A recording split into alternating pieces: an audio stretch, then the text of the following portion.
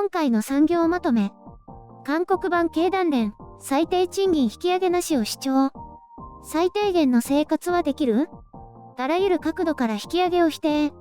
日本の経団連にあたる韓国経営者総協会は、来年度の最低賃金について、引き上げ要因がないとの主張をまとめました。これは20日に発表した最低賃金の主要な決定基準の分析を通じた2022年適用最低賃金調整の要因診断に記載されたものです。それによると、最低賃金決定基準である生活費、類似労働者の賃金、労働生産性、所得分配法に明示されていない支払い能力を分析した結果としています。最低賃金決定は生活費水準を参考にするのが合理的だと主張。ただし高所得者層が含まれている全体生活費ではなく、最低賃金政策対象の中間 60% の生活費を考慮することが適切としています。2020年の最低賃金を1ヶ月に換算すると約180万ウォン。これは最低賃金単身労働者の生活費を超え、全体の非婚単身労働者の生活費水準に近いとのことです。また、2020年の全体単身労働者の実体生活費は前年比で 4.6% 減少していることから、最低賃金を引き上げる必要はないとの判断だそうです。韓国の最低賃金水準は OECD29 カ国中6位であり、G7 諸国の平均よりはるかに高いことが分かっています。最近5年間の最低賃金引き上げ率は 53.9% と非常に高いことと比較し、生産性はわずか 1.7% の上昇にとどまっていることが分かりました。これによって労働生産性向上による最低賃金引き上げという理由もないと説明しています。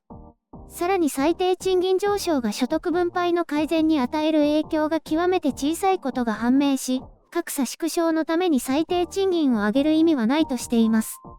中小零細企業では年間利益が3000万ウォン未満が大半で、通常の賃金支払いも困難で、こうした側面からも引き上げに疑問を呈しています。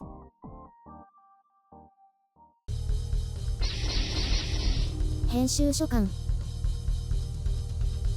今回の概要。別に韓国経済終わってない。それっぽい数字の算出。今回の提言はまとも。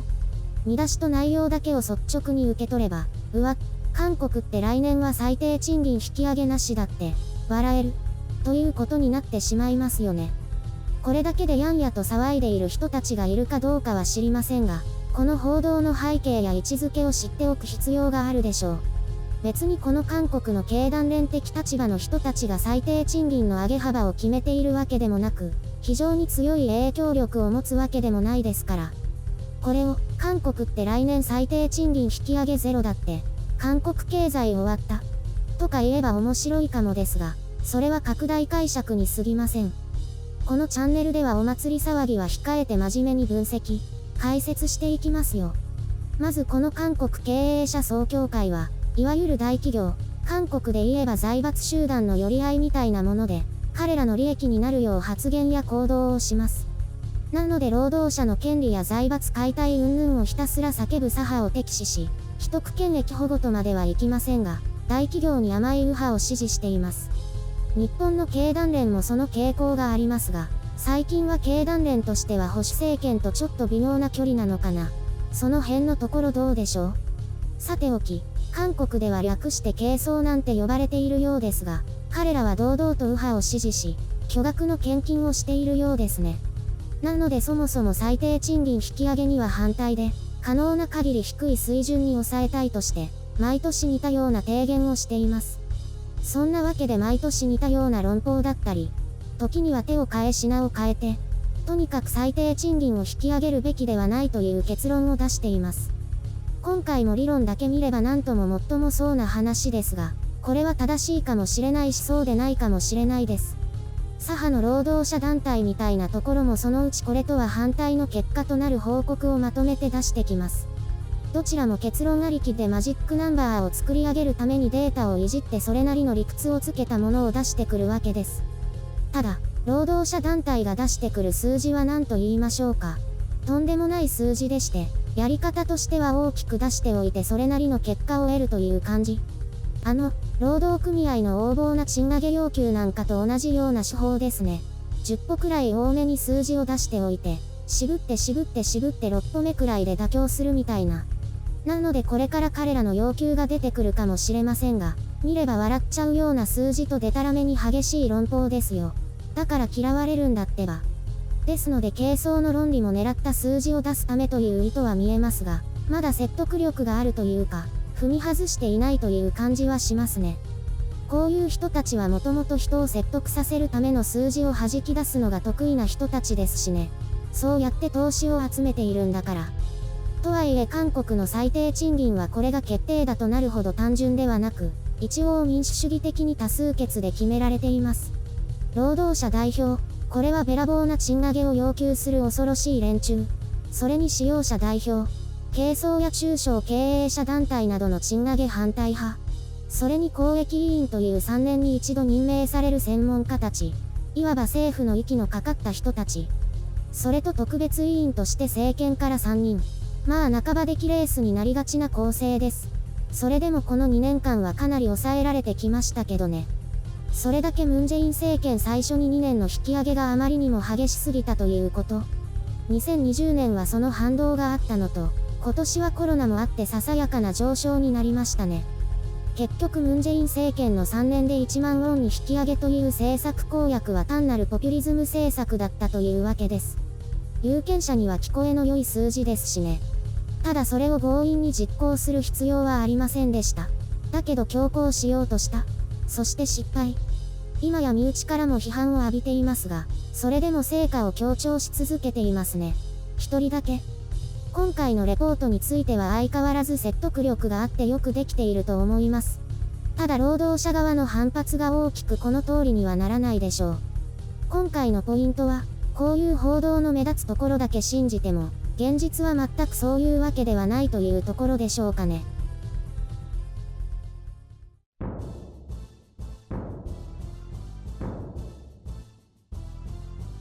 前回はストライキ、今回は最低賃金だね。なんかこんなのばっかり。たまたまパッと目についたのがそういうのだったってだけだよ。何か面白そうなのないんだもん。そうなの？でも韓国は最低賃金高いんだね。羨ましい。白雪さん、別に最低賃金で働いてないから関係ないでしょ？そうなの？最低賃金上がっても給料って上がらない？急激にめちゃくちゃ上がったら上がるかもだけどね。さすがにそんなじゃないでしょ。それはよくわからないんだけど、日本はもっとどんどん上がらないの？かなり低水準だね。じりじりって感じ。その分経営者側への圧迫は小さいんだけど、不満がないこともないね。日本は地域ごとに違うんだっけ？韓国はなんで一緒なの？どちらかというと日本が細かいんだと思うけどね。地域別だけではなくて事業別にも細かく分かれているからね。そうなの？決めるの大変そうだね。分ける必要あるのかな？それも都道府県によって違うんだよね。だから都道府県でそれぞれ決めているんだよ。一緒にしたら大変？一緒の方が楽じゃないの？段階的に変えないと大変だね。例えば東京に合わせるとしたら地方によっては3割近く上がることになるからね。うわ、それは大変だね。潰れる会社出てくるかな？地域格差があることは事実だから、各地域の実情に合わせて引き上げるしかないよね。韓国は最低賃金で暮らしていけるの？一応暮らしていけるように調整しているらしいよ。ただ、日本と違ってアルバイトの交通費は支給されないんだよね。そうなの？ケチなんだね。じゃあ自転車で行ける範囲にしなきゃ。その代わり週休手当と退職金が出ることになってるらしいよ。週休手当って何？これは有給休暇みたいなもので、1週間で15時間以上働いた人には有給休暇が与えられて、働かなくてもお金がもらえるんだよ。何それ？それはいいかもね。他の国にも似たような制度はあるの？中国は地域によって、あとトルコやブラジル、台湾、メキシコ、タイ、コロンビアにも同じような制度があるらしいよ。どっちがお得なんだろうね。集まれ、白雪姫のてんこ盛り。ゆるりんってサンタクロースのこと、いつまで信じてた？なんでこんなに季節外れの話題？単にふと思い出したからだよ。私はね、保育園の年長の時だったかな。衝撃的な出来事があって両親だと確信したよ。何その出来事って。何かしらのおもちゃを頼んだんだけど、目が覚めてみると違うものが置いてあったんだよ。一枚のメモとともに。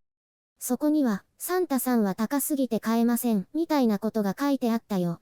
私が子供の頃、うちは貧しかったからね。うわ、それは強烈だね。すごくがっかりしたよ。でも一発で目が覚めた。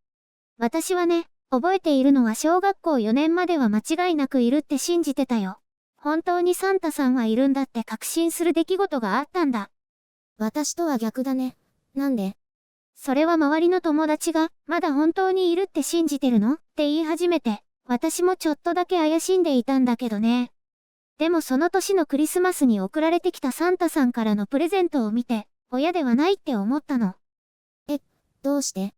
私はサンタさんにリカちゃん人形のお友達のリボンちゃんが欲しいって願い事していたんだよ。だけどその日枕元に置いてあったのは、私がいつも遊んでいるリカちゃん人形そのものだったんだよ。これ、持ってるやつと同じだ、って。両親もびっくりしてたし。だって両親なら持ってるの知ってるから買わないでしょ。サンタさんだからそんなこと知らなくて同じものになっちゃったんだよ。なるほどね。でもサンタさんは何でも知ってるはずじゃないの？で、それをね、学校に行って周りの友達に言ったらね、やっぱりサンタさんって本当にいるのかって混乱してたよ。そんなことになったんだ。それは笑えるね。今はね、サンタさんが部屋の中に入ってきてプレゼントを置いている写真が撮れるっていう面白いアプリがあるらしいよ。自分の部屋にサンタさんがいる写真だから、子供たちはびっくりするよね。なんだかそうらしいね。私はそういう無駄な夢を見させるのは反対だな。